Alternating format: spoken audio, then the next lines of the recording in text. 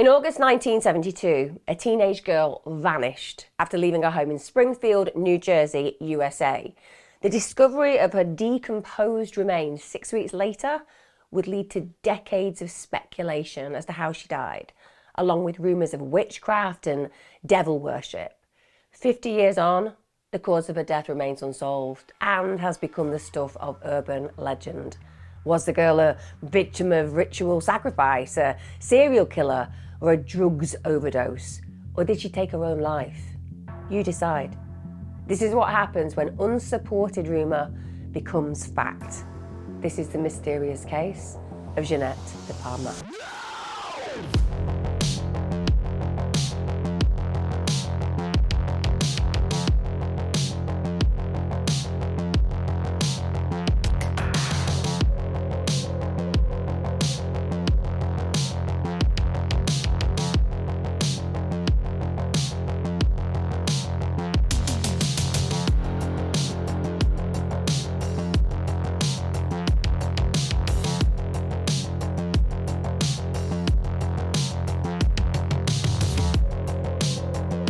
Hi guys, welcome back to my channel. Thank you for joining me today.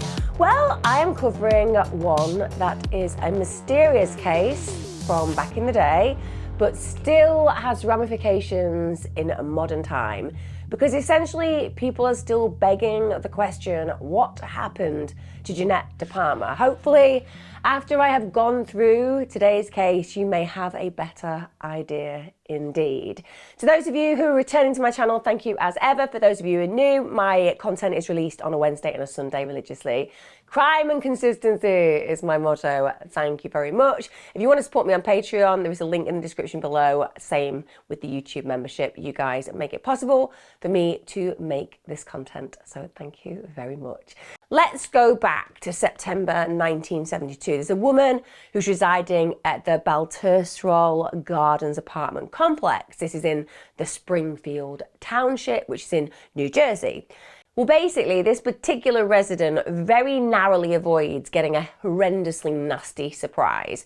So her dog had been out and doing what dogs do, roaming around the nearby woods, having a sniff around. And we know what happens when dogs are walking either with their owners or by themselves. Those noses, those incredibly powerful noses that can smell anything, which does beg the question why dogs have such terrible taste in what they eat, with respect. But nonetheless, we all know that dogs are very responsible for turning up bodies. They genuinely are. We hear about it time and time again in news reports that a dog walker has discovered a body, and in this case, the dog had been out by itself, and when it returned, it basically dropped something on the lawn before it gets caught inside by its owner. So this is unbeknown to the owner at the time, what it has recovered from the woods.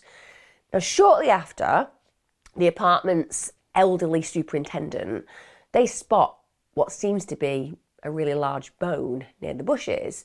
So they go over to inspect it, and she is absolutely and understandably horrified by what she discovers, because immediately she can see it's the badly decomposed human left forearm and hand. And she knew immediately because she could see the nails were painted with a pale varnish. So automatically she knew she was dealing with a female body. She alerts the police straight away, and they're there really, really quickly. They start searching the surrounding woods. They have a bloodhound with them because obviously they're incredible at locating particular scents.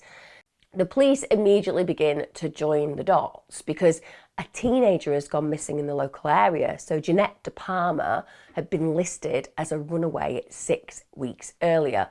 Guys, you know how I feel about the old, oh, she's a runaway. I don't get it. I really don't. And I say that now as I would say it then, because we can look back and say, well, it was a different time, it was a different place, it was a different space. These expectations of teenagers to go on the hippie trail, etc. were very common. But actually, no, that doesn't make sense at all. When somebody disappears, particularly when a family know that that is completely out of character and not within habitual behaviour, it rings alarm bells that are serious and should be taken seriously. And I cover cases constantly where a girl or a boy has been considered a runaway with absolutely no prior behaviour indicating that would be the possibility in case, and yet that's what happens. And the problem with that is no one's investigating it. So this means that somebody who just vanishes into thin air is listed as someone that isn't suspicious regarding their disappearance. And that means that no one is looking aside from the family. Can't even imagine how the family would be feeling. I have children. The idea of one of my children going missing, knowing that they would never do that on any level, without a shadow of a doubt, without informing me where they were going, I would know that something sinister had occurred. But this is what's happened with Jeannette DePalma. She's been listed as a runaway 6 weeks earlier, and now the police are thinking, okay, hang on, this body's turned up. There is a likelihood that this could actually be the missing girl. Now, it didn't take them long to find the rest of the body. So on the 19th of September 1972, they actually locate it on a high cliff. So it's basically above an abandoned crystal and gravel quarry, and that was located behind the apartment complex. So when they look for the body, they find it in stages. So first the right upper arm, and then nearby they find the rest of the remains, which is fully clothed. She was wearing tan pants, navy blue shirt. They noted that her feet were bare, and one of the problems was that animals had basically eaten all of her flesh, virtually, which is hugely problematic for anybody who's trying to figure out how somebody has died. And all the bodily flesh had been virtually eaten, and also the same had happened around the flesh on her head. Immediately they were able to tell that the body was a female, and this is really where the rumours begin to spread, because there is this rumour going around that the arrangement of the actual scene was unusual. So the way that the body, as far as people are starting to discuss, had been posed was something that caused a level of suspicion and concern. It didn't seem to be an individual who'd just been found who'd sadly passed away and then been ravaged by animals after death. And there were also allegedly eyewitness accounts of logs and branches that had been placed around the body, and also a rock formation that had been placed around the head that was allegedly in a particular shape. So people start to say, oh, well, this looks like she's being killed in a planned way. So this isn't something that has been a fatality because she suddenly died. There is a reasoning behind why she's died, how she's been laid out, and the meaning behind her death potentially. Also, one of the things that was noted was there was an eerie quietness at the scene. Now, again, that's a direct quote from the anecdotal evidence from the particular investigation and the scene itself. What I would say is it's high up where no one goes. At the end of the day, you don't tend to see loads of animals in the day around those kind of spots. So an eerie quietness when a body is found would be relatively common, because it's eerie to find a body, and unless there are people around, it's going to be quiet. Sorry, just going to throw that in, because I think when people start using descriptors like eerie quietness, it seems mysterious and scary and otherworldly, but actually it's just a common reality of a body being found in a completely isolated spot. Well, flames of these rumours, they would basically be fanned heavily by the fact that the body was found in the part of a quarry known locally as Devil's Teeth. So automatically we have this link with a name that is clearly to do with Satanism. So the investigators have got a pretty big job to do. First of all, they don't know how this person has died. And secondly, at that moment in time when they discover the body, even though they suspect it's Jeannette DePalma, with respect, she's so badly decomposed and has been savaged and ravaged by animals that they can't identify her by looking. So they need to get dental records, and indeed the dental records do confirm that the remains were absolutely those of missing 16-year-old Jeannette DePalma.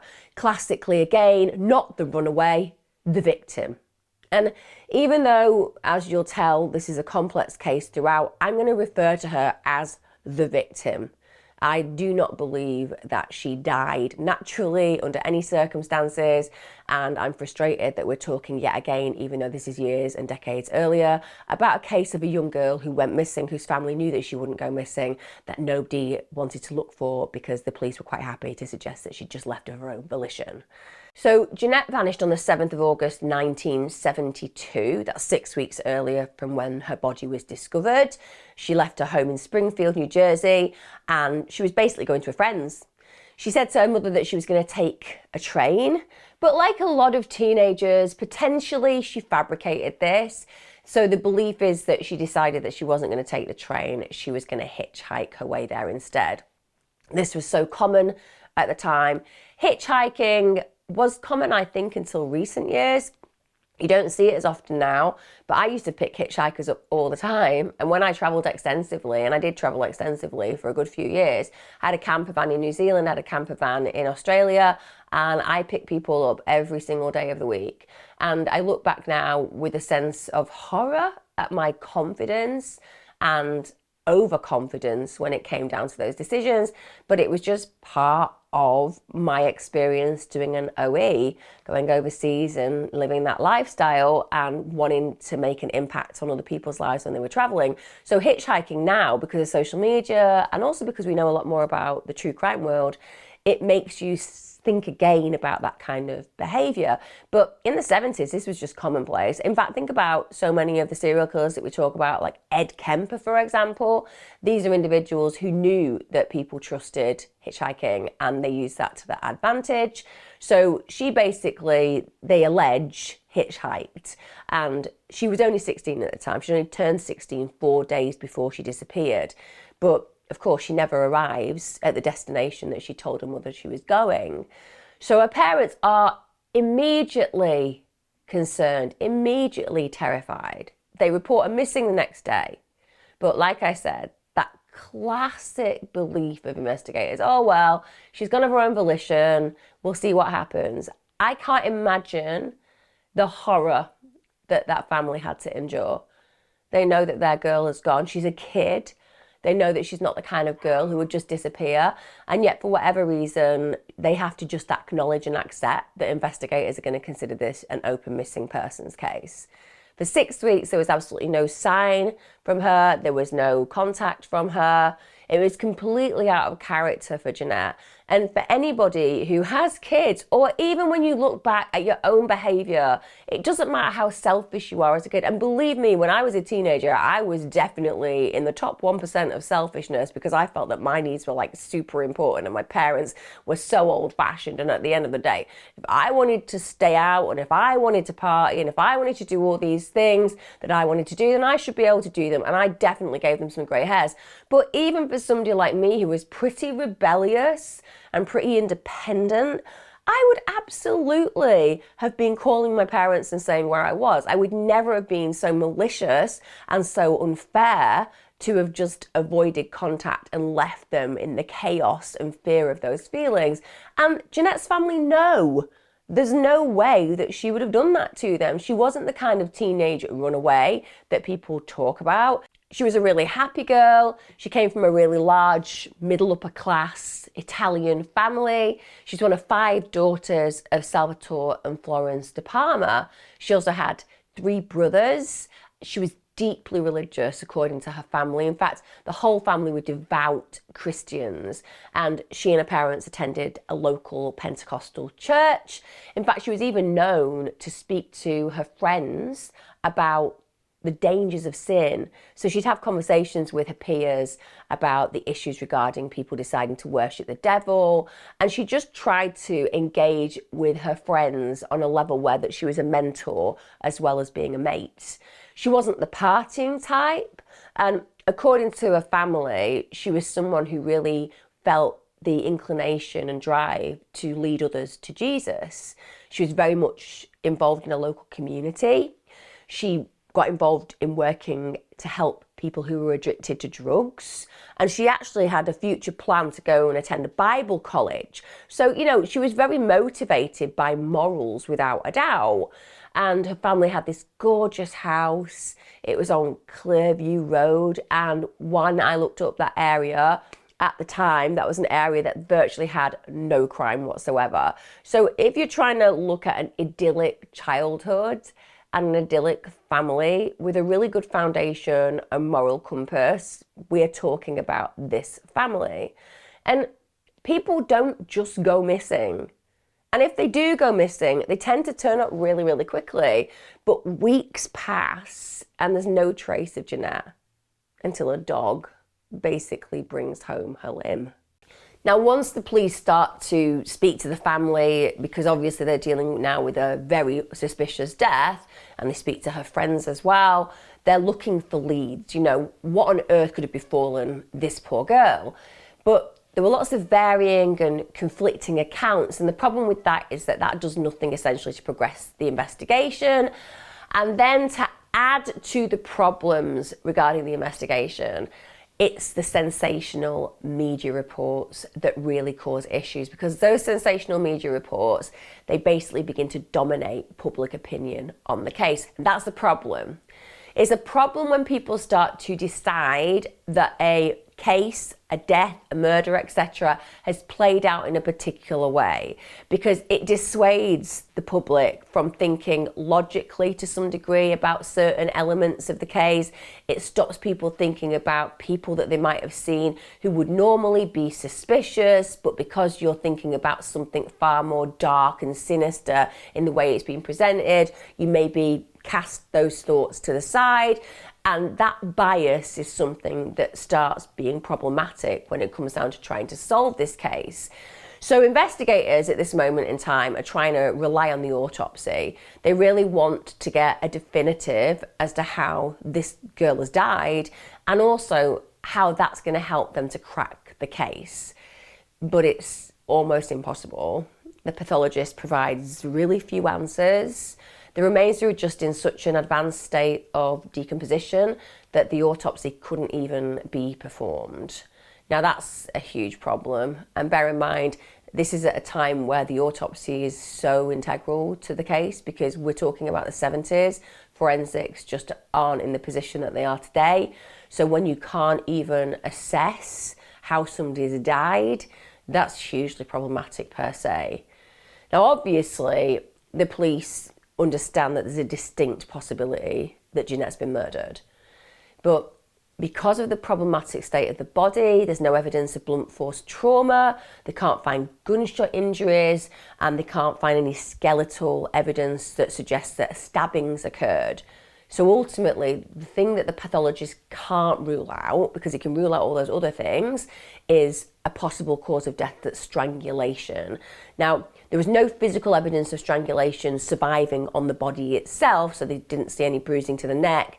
There wasn't a fracture of the hyoid bone, broken blood vessels in the eyes, because the body wasn't in a state where you could see that stuff. But the fact that she had died in such weird circumstances, that drew the investigators' attention to the suggestion that this was an unnatural death.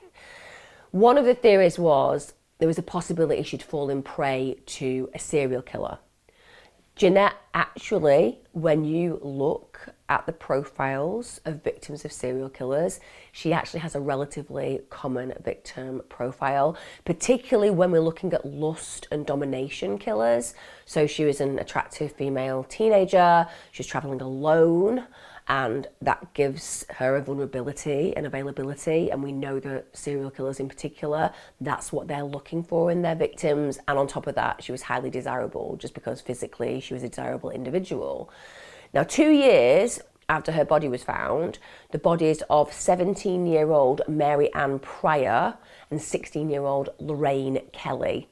Just for those of you in the UK, Lorraine Kelly. We're not talking about the morning television presenter, but those two bodies were found dumped in the woodland in New Jersey. So there's 17-year-old and 16-year-old. So again, automatically that draws you in to the fact that, wow, we're looking at a potential individual with a signature who goes for young girls. Certainly when we're looking at this case, she fits the demographic. And the fact that the bodies have been dumped in woodland in New Jersey, that's again a denominator that kind of makes you go, ooh, that seems like there could be a connection. And both of those poor girls, they've been abducted, they've been raped, and they've been drowned. Now, Their killer, they were able to identify, and that turned out to be the torso killer, Richard Cottingham. Actually, it took nearly 50 years before he confessed to those killings. And during the interrogation of that particular killer, he admitted that where those two girls were concerned, he held them for 3 days. He did awful things. He subjected them to repeated rapes, and then he killed them.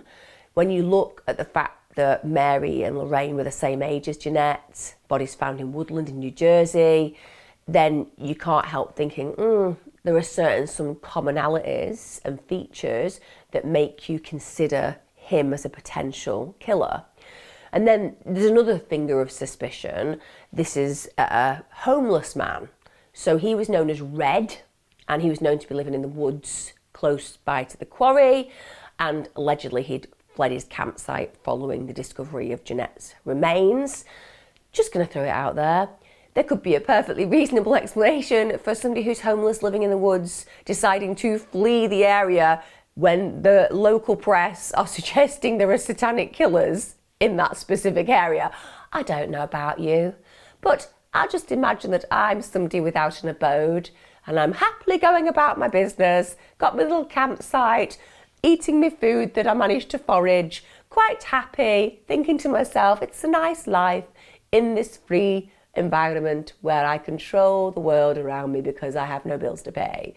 And then I find out that there is a potential killer loose or killers who are satanic looking for potential victims. I would imagine packing up very quickly, potentially moving to a more urban area. So I don't think you can just throw it out there that this guy who just disappears from the area is then going to be a killer. And actually they soon dismiss him as a suspect. And like I said, I think it makes perfect sense if somebody's suggesting that there are serial killers or there are potential satanic killers around. It's not going to make you feel like your neighbourhood is the best place to be. Now, as well as being a potential homicide victim, they also felt that Jeannette might have been a victim of sexual assault. So there was apparently staining to items of her clothing. So this included her underwear. But the problem again we are faced with is that any testable traces of blood or semen had basically long since been destroyed because of the decomposition. These days it would be very different, wouldn't it?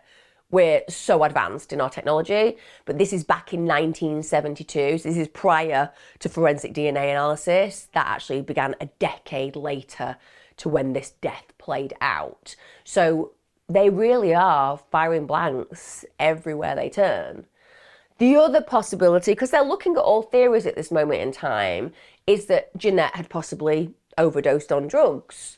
So one of the rumours that was going around, and if you know about this case, this has been a rumour that has certainly festered, I would say, over the years.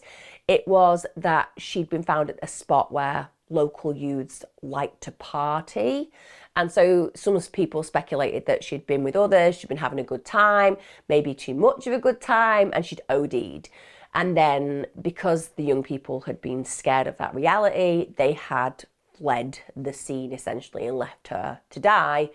Again, I understand that. I will have it noted though that as much as people can give young people who take recreational drugs a bad name, most young people are pro-social enough, particularly from an area that was very pro-social and very low crime. It's unusual that they would just abandon her. I mean, I fully appreciate they might not have wanted to get into trouble if she'd OD'd, but equally it would be possible to let emergency services know what had happened and bring help to the scene without actually showing who you are.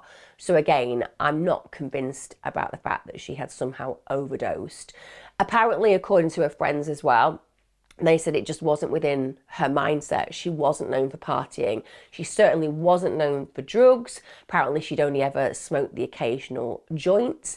And the other thing that was clearly defining of it being a very tenuous link to a drug death is there was literally no drugs paraphernalia found near the body. Also, when they did tests on her remains, there were no drugs detected in her system.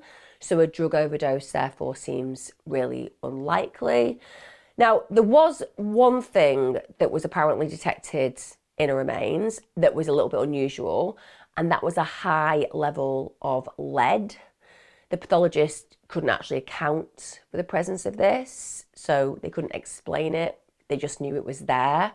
And again, this does little to nothing when it comes down to reducing the fears and the speculation in the local community, because this revelation of the lead just fuels this speculation that Jeannette's met this really unnatural and sinister end. And some people started to say, well, you know who uses lead? Witches use lead. So basically they start suggesting that she has fallen victim to being used in some kind of ritualistic killing. And some people who were interviewed, they actually said, look, Jeannette was actually wilder than her family claimed, and that her parents were the ones who made her go to church. But I'm just going to put it out there, like literally Jeannette's parents basically thought she was Mother Teresa. Anybody would be wilder than that. You know, the reality is Jeannette was obviously very moral, very engaged in her local community, very pro-social, but also was a teenager. So she's going to fall short of her parents' perfect expectations. Wilder, I don't think we can put her in the category of wilder. She did drugs outreach work with people who are dependent. She preached to her friends about the Bible. She's hardly a wild child. In fact, if you take the example of any of us as teenagers and then imagine our parents giving some kind of testimony to our behavior versus our friends, I mean, can you imagine that? Our friends know us at both the best and the worst, in the highs and the lows, including when we lay on the floor flat out, usually struggling to remember who we are. Was that just me? Possibly that was just me. But you know what I'm saying? This girl was not wild. Yes, she would have been wilder than her family claimed, because we don't show that side of who we are to our parents on the whole. So then these rumours start really spreading. And in fact, one of them is that unknown to her parents, she'd fallen in with this group who practiced Satanism. Again, this is unsubstantiated, but rumours are great, aren't they? You know it. We've all been there, particularly when you're younger. A rumour starts and you're like, I've had nothing to do with that. I'm not involved in this. Even though it's about me, that's absolute BS. But for some reason, 3 months later, that's become kind of a fact. And the urban legend is you really did do those things. That's how these things spread and change truth. And when it comes down to this girl, the fact that people are now considering that she's strayed from the Christian path and she's actually practicing Satanism, it's highly disrespectful and very distressing for the family. Because like I said, people love that kind of connection with the macabre, malevolent and darkness of these kind of practices. But we're talking about the death of a girl who just hit 16 years of age, who died most likely in a horrendous way, and people are actually casting aspersions on her character. Now, as they continue to investigate this case, which is really frustrating for the investigators because clearly they're struggling to figure out how on earth it happened, they actually send samples of Jeannette's clothing to the FBI because they want to further test it, and they do microscopic and chemical analysis, but they find no apparent foreign hairs on them, so that turns up a blank. So the investigators then have to conclude that there's no definitive evidence that she's been murdered. So then it ends up getting classed as a suspicious death rather than a homicide. And even though we can all connect with the fact that the investigators certainly, from what I can understand, genuinely believe that she had met her fate through murder, they can't cast iron state that that's the fact. But whatever fate Jeannette had suffered, she'd clearly been left in a quarry to rot, which is horrifying. There's no respect, is there? And again, that's indicative of a death that's unnatural and, in my opinion, violent. These rumours get worse. So it's not long before it becomes this talk of a ritualistic killing. So it's said that the branches and the logs at the scene, they were found arranged in this particular way around her body, and they alleged that it was a coffin shape, Others claimed, no, it wasn't a coffin shape, it's more like a pentagram. So you can see how these stories, like Chinese whispers, are growing and spreading. And furthermore, it said that there are several unusual objects found scattered around her body. And this is within the actual space that people are alleging was formed by the coffin stroke pentagram shaped boundary. So they said there were small crosses made of twigs. Also, there were apparently arrows carved into the trees, directing the way to the body, and also animal carcasses that were apparently hanging in the trees, some in jars. And some people then, with all this information that's coming out, they start believing that she'd been deliberately targeted by Satanists because she had these amazing religious beliefs, because she was such a pro-social, loving, compassionately religious girl. So she's the perfect target. And this speculation that actually gets very loudly voiced by local Reverend James Tate. So he was the pastor at Jeannette's church. So he claimed that her preaching had roused the Satanist fanaticism and they basically killed her. And you can imagine, can't you?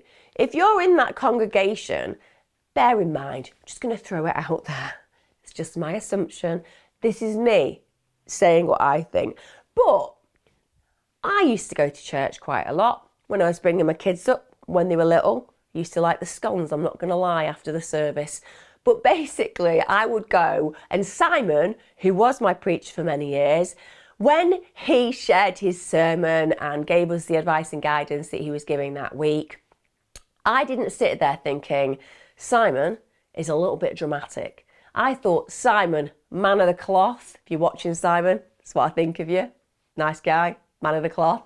Basically, I believed him. If he was saying, mate, there's some serious satanic worshippers and they're going about ritualistically killing people locally, I'd have been like, my God, the only reason that this man is saying it is because he cares about us, he cares about his congregation, he cares about keeping us safe, and I would be believing him. So this kind of fuel is being poured onto the fire by somebody of standing and meaning.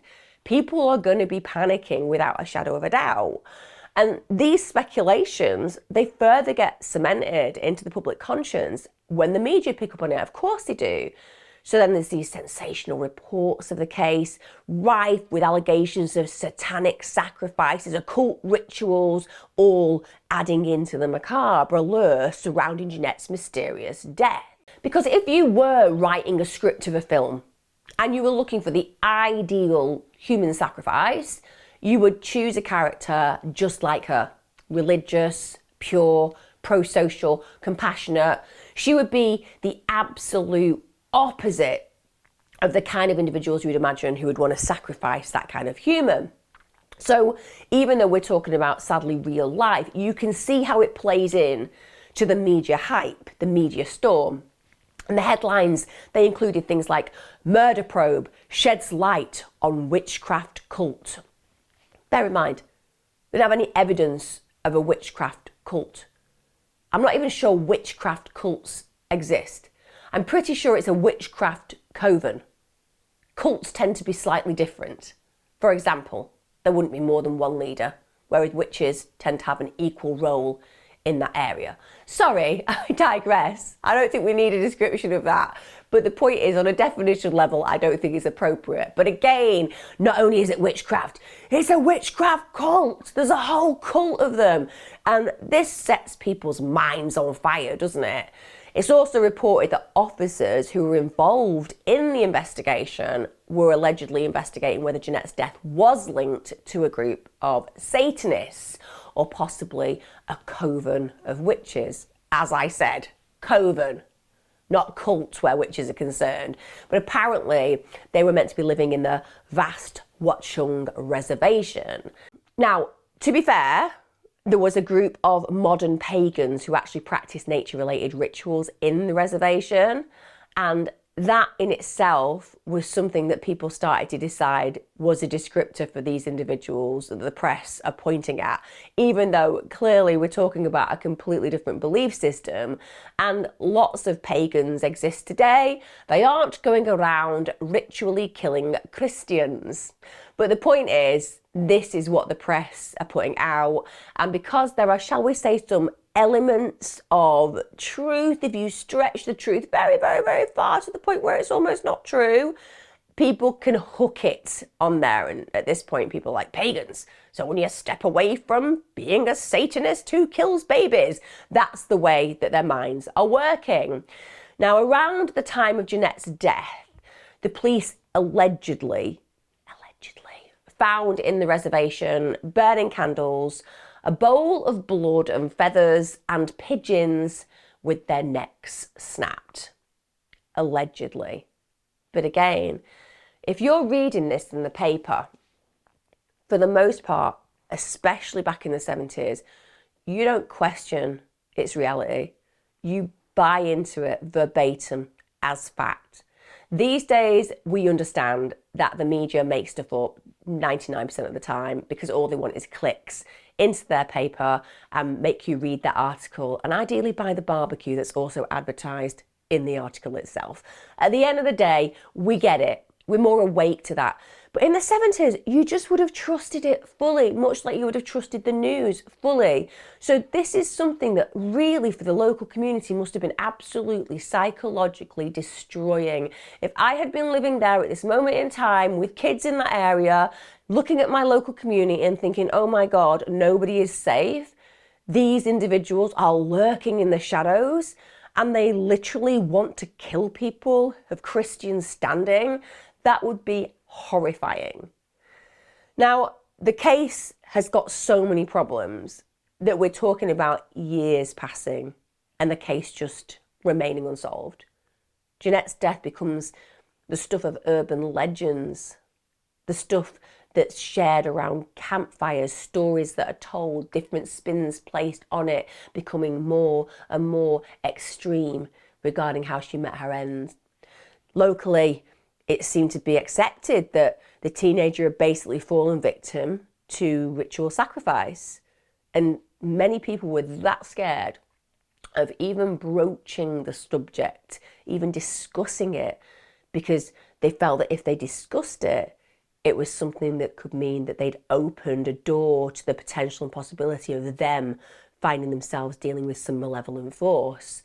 And we have to remember, this is a decade before the dawn of what I would consider the 80s satanic panic. But now it's embedded in their local community that Jeannette DePalma was indeed ritually sacrificed. Also, there's a growing talk of a police cover-up. So one of the allegations that's made towards the police is that basically the area itself had a really good reputation before Jeannette DePalma's death. And the locals are saying, listen, you have covered this up. And actually it starts to become more of a wider philosophy and belief that the police didn't want the town's reputation tarnished. They didn't want talk and revelations of witches and Satanists. They just wanted everybody to be quiet and acknowledge that this area is somewhere that none of this could ever occur. And that apparently adds the fuel to the fire because people feel that they're trying to sink the story and the reality of what's played out in this murder as far as they're concerned, because the locals genuinely believe it's a murder. Now, over a quarter of a century after Jeannette's death, 25 years, imagine having no answers as a parent when your child has died in such horrible ways. Because even though you might not have a definitive answer as to how she met her death, you're going to suspect it was a horrible one. And you're going to suspect that she was killed by other hands. You're not going to imagine that she OD'd. You're not going to imagine that she just died suddenly. Why was she there? She had no reason to be there. You're going to live with that pain day in, day out. We get to this quarter of a century afterwards, and authorities claim that all the files and evidence, all of them, ever relating to the case, had been destroyed in the flooding caused by Hurricane Floyd, which is in 1999. Bear in mind, if you want to damage the possibility of people ever coming to terms with the fact that the investigation had been thorough and that it wasn't to do with Satanism, you're going to want transparency, aren't you? When the police suddenly say, oh, hang on, you're never going to find out, you're never going to be able to look at this cold case, you're never going to be able to look at the prior investigation and what happened because you know what, it all got destroyed. It's a bit like the dog ate my homework, teacher. No one believes it. But this apparently occurs and the police put this information out. And at this point, the talk of satanic sacrifices and occult rituals just continue to exacerbate. Because, of course, why did the police want nobody to know about the investigation? What are they hiding? Because it could have been destroyed in the hurricane, or it could be that the police don't want new eyes looking at the case. However, the thing about these stories that just won't go away is that people like me and others, people like you, we have a thirst for knowledge and justice, and we don't like not having closure. And because of that, people start to look into cases that don't make a lot of sense, cases that have stood the test of time, cases where rumour remains rife and questions remain evident. So 4 decades after the mystery began, evidence comes to light that finally helps to separate myth from fact. And it's recent. So in 2015, Jesse P. Pollock and Mark Moran, they release a book on the case. It's called Death on the Devil's Teeth, The Strange Murder That Shocked Suburban New Jersey. So Moran, whilst he was the editor of Weird NJ magazine, he'd been sent lots of letters which apparently gave exclusive details about Jeannette's death. So then he subsequently teams up with Pollock and they decide to investigate the case and to write the book. However, they claim that they really did meet resistance from the police during their research. So they had that suggestion repeated that all of the information relating to the case, all the evidence, all been destroyed. But these guys are undeterred, really undeterred. They're like a bloodhound, they're searching for the answers and they're not going to give them up. So basically, they want these answers and they go to great lengths to get them. So the authors managed to get their hands on a case file in 2019. So basically did a Freedom of Information request. And it turns out, surprise, surprise. Sorry, that was a really bad example of Cilla Black. Many of you won't know who that is. Surprise, surprise. She did a show called Surprise, Surprise. Sorry, I have no idea why Cilla Black came in to my head in that moment. I deeply apologise. But anyway, it turns out that all of this evidence that had been destroyed in the flooding hadn't. No. Apparently, the hurricane hadn't wiped out the evidence at all. In fact, the file contained photographs and a police sketch of the place Jeannette's remains were found. Now, the remains themselves had actually been compassionately blacked out, but you could see that the body was on its stomach, the head was facing right, and the right arm was over a large fallen tree limb. So they're literally looking at the scene. And this is where they can dispute a lot of those rumours. So first off, her body wasn't found in a spot frequented by partying teenagers. You remember oh, she OD'd and they all ran away. Yeah, that wouldn't have happened. The area itself was way more overgrown with plants and bushes. So that basically rules out the theory that she'd gone there with others and just overdosed. And another thing they look at is this eyewitness report who'd been involved in the search. This person had said, quote, 2 pieces of wood were crossed on the ground over her head. More wood framed the body like a coffin. Now, in truth, when they're looking at the pictures, the alleged coffin shape was just actually more like an open rectangle. Now, considering the body was actually found in woods, there were fallen branches everywhere, and those branches had formed all manner of shapes. Also, there were rocks, sticks and logs, and they appear naturally placed. So they look like they've been there for some time, so long before Jeannette's body ever arrived there. So when people had said they were placed with purpose around her head, it doesn't make sense, because clearly Jeannette had arrived after they had been in situ. And crucially, you remember that whole thing about, oh, there were arrows carved into the trees pointing to the body. No, there weren't. There weren't at all. There were no little crosses around her body, around the trees, and there were certainly no dead animal carcasses either. And most definitely and crucially, there was no sacrificial altar. These are all things that had started to be discussed. At the end of the day, none of it was evident. Now, the items nearby that they saw that were close to her body, they included her flip-flops, so there was one near her foot, one near her head, and also it appeared that the contents of Jeannette's purse that had been tipped out in a pile near her body.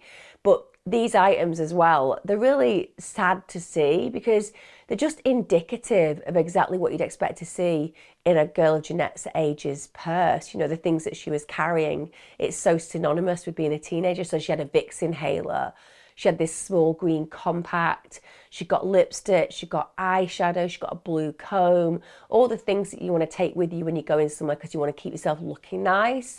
Now, there was one, what you would say, unusual object found amongst those belongings. So a small vial, and it contained an unknown substance. However, what I would say is it turned out to resemble a Coricidin bottle.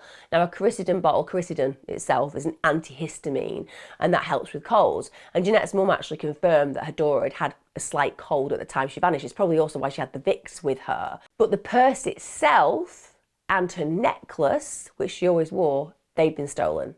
Now, I don't know about you, but straight away, that makes me completely discount any possibility of ritualistic killing, Satanism and witchcraft cults. But it does draw me into the reality of the type of character of an individual who likes to take mementos, a girl's purse, a girl's necklace. That is certainly something that really is resonating with me in this moment. So even though a lot of people had wanted to hold on to this idea, this had been an organised killing with a reason behind it being that she's this pure Christian spirit, it is so far left field of what we would genuinely consider when looking at somebody's body turning up. You know, it is very unusual for all of those myths to be attached to this kind of a murder. I'm going to say murder because without a shadow of a doubt, I believe that she was murdered. There is actually a philosophy, it's a principle in philosophy known as Occam's razor. Now, if I'm going to massively oversimplify this particular term, it basically states that the simplest explanation is most likely correct. So in this case, I can't help feeling that the rumour and the speculation over time became fact, even though clearly there is no basis for that to become fact. So if today, let's say, the remains of a teenage girl were found in woodland with her belongings scattered nearby, we would, because of our research and knowledge and understanding of these kind of crimes playing out, we would probably guess at a sex-orientated murder and robbery. The fact that Jeannette's body was found in a place known locally as Devil's Teeth, well, it feels like that's where this whole myth begins, this perfect setting for a ritual killing. You know, even the dog bringing a human arm home was immediately morbidly captivating. It's one of those things that is so out of the ordinary. There were talks of logs, branches, twigs around the body. That all fuels those further rumours. And the fact that people started to say it was a coffin-like shape or a pentagram shape, replete with sticks, crosses, animal carcasses. You know, in the end, the scene in the public awareness, it wasn't the same as that captured in the photographic evidence. The conscience of everybody walking around carrying what they believe were the images of that girl's body just were not in line with the reality of what had been captured. So in the mind's eye, all those people started to believe it was this satanic sacrifice on an altar that didn't play out in evidence at all. Now, in my opinion, and this is an unsolved case, so I can only give my opinion, there's an absolutely simpler explanation to Jeannette's death. It's far more mundane, but it is no less tragic. I believe that Jeannette was hitchhiking. I believe that when she was hitchhiking, she was vulnerable, she was available, and she was desirable, and she was spotted by her killer. It was most probably 99.9%, I would say, a man. It was likely a violent sex offender or even a serial killer. I think that she was either taken into the woods, possibly sexually assaulted, then robbed and strangled, or she was killed elsewhere and then her body was actually dumped there in a place where ideally it wouldn't be found for some time. And indeed, we have to acknowledge that was something that played out in reality, because it was a dog that actually found her remains. It wasn't a human being.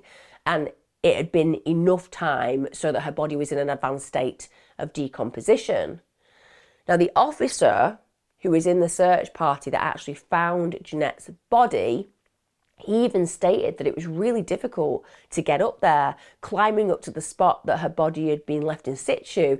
It was challenging, but Jeannette had been wearing flip-flops.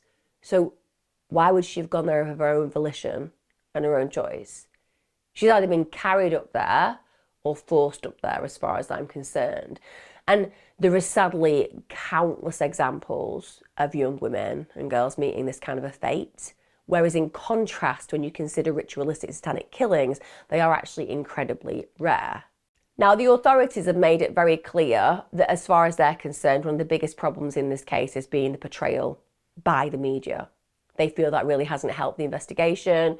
So this constant talk of a satanic element to the death, it just created hysteria, created fear, and it was totally unsupported by the facts and evidence.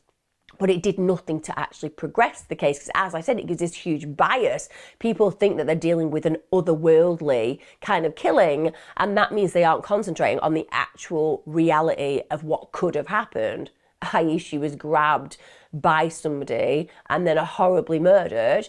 People weren't even thinking in that context, because like I said, they're thinking about it in this whole other dimensional way. And that conclusion of the public meant that they came to this erroneous conclusion, full stop. And that means that they potentially stopped people with valuable information even coming forward. Many people in the town, including police, right to this day, still feel afraid to discuss it. They have this belief, because it's become so embedded in their urban myth within their community culture, that there is this unholy connection. And I kind of understand it. I do salute a magpie for absolutely no good reason.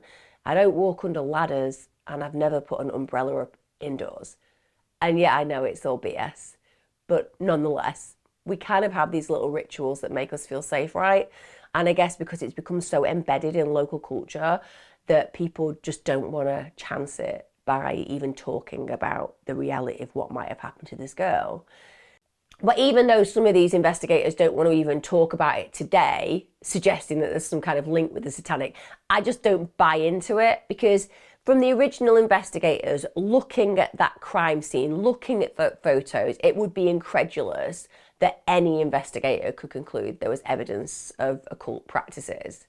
Unless, of course, they were going to the church where the preacher had decided to convince the entire world that the police were hiding everything and that there was a coven cult, witchcraft group, whatever, marauding the area, stealing young virgins. Because with respect, if you are religious and you're going to that church where he's preaching that, it's going to be compelling. Just going to say it, when you're a leader, be careful about the kind of things that you say. Another thing that I think would have been really problematic in this case is that the police claimed that the file and evidence had been destroyed when it hadn't. I mean, if you've got nothing to hide, why on earth aren't you being transparent? And if I find out you're not being transparent, I'm going to believe that you got something to hide. So we get to 2021, so very, very recently. And now we go back to serial killer Richard Cottingham. So he sends written statements to Pollock. And apparently, at this point, he suggests that he could have abducted and killed Jeannette while she was hitchhiking.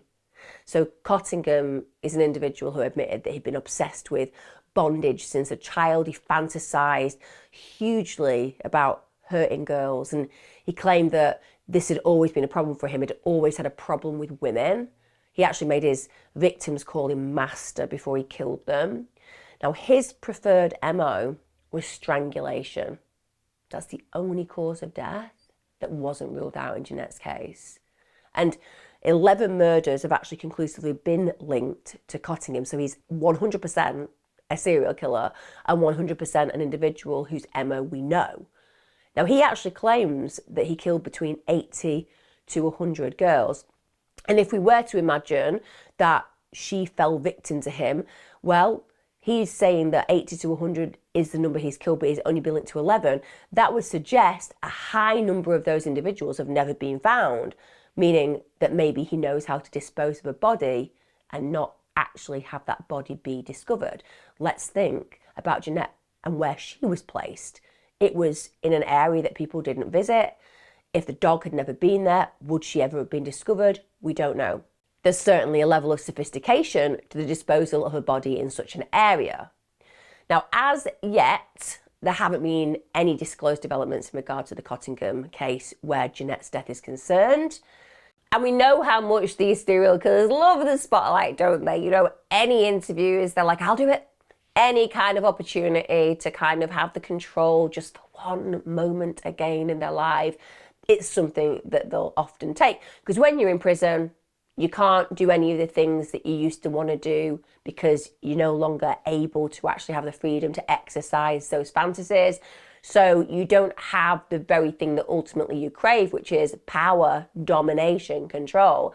And if you can create some kind of interest in the way that you've acted and the crimes you carried out and make people essentially interview you again, bend and break to whatever you're suggesting they need to bend and break to get more information, then essentially you have that allure again. You have that connection with that sense of desired control. So it could be that. Having said that, I will also note that a lot of our serial killers really don't like claiming bodies that they were not responsible for. And certainly when you think about the other two girls that were found in the New Jersey area a year later, it does make you very suspicious about the potential of this man. And personally, he would seem like a good link. Now, on the 7th of August 2022, it was a Sunday. This is the 50th anniversary of when Jeannette walked out of her home on Clearview Road for the last time. She'd have been 65. It's hard when you look at the pictures of this beautiful young girl to imagine the life that she would have experienced, the life that was stolen, but she would have been 65. That was the day that she walked out of her Clearview Road home for the last time and walked into the urban legend that she became. Ed Salzanzo, who's actually a former private investigator, he organised a vigil at the church that Jeannette and her family attended, and he actually runs the Justice for Jeannette website, a site dedicated to keeping her memory alive, which is incredible. We're talking about all these years on, and yet this individual wants to have this case solved. He doesn't want that memory to fade. He wants closure. He actually spent years investigating the case with Jeannette's own nephew, John Blancy.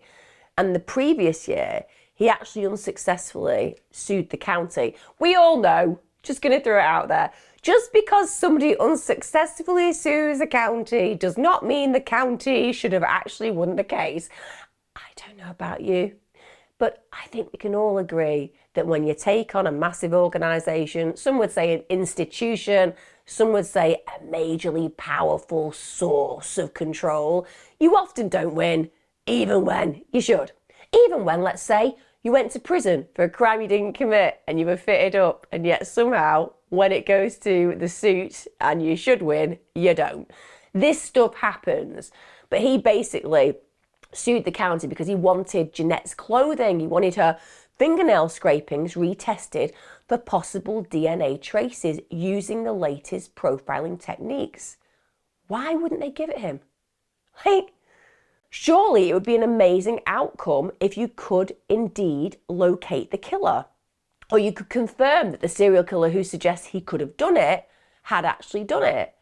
But unfortunately, he didn't get that information. To this day, Jeannette's case remains open. There have been no new leads, no arrests in half a century. And because of this, her death is still not classified as a homicide.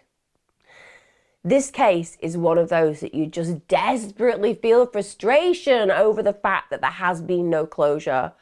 Her parents never got closure, her nephew hasn't got closure, and all these people who keep her name out there, who keep her name alive. so that one day answers may be given. It's unbelievable to me that the police have, I would say, been unhelpful in their untransparency, and I think that with respect, they should without doubt be going out of their way to ensure that if there can be any forensic discoveries made, that they should first and foremost be the leaders in trying to have those mysteries uncovered. I know what I think about this case. I know who I believe may have carried out this killing, at least the profile of the type of killer. I would love to know your thoughts. Do you agree with me? Are you still on the fence and feel that it could have been a satanic killing? Does it blow your mind that sometimes facts that are obvious at the beginning fade into insignificance as urban legends sprout and grow, who essentially change the narrative and have power over a huge and whole community that basically to this day are confused about what actually played out for that poor girl? Whatever your thoughts, let me know. I'm so intrigued. Maybe you've got more questions than answers. Like I said, I'm pretty sure I know what happened to that poor girl. And as ever, our absolute respects go out to those affected by her death and to a life that should have been well lived. A pro-social young girl who should have been able to grow and thrive and become the woman that she was absolutely destined to be. Take care. See you again soon. I hope you found this case interesting. And always remember, be safe, guys.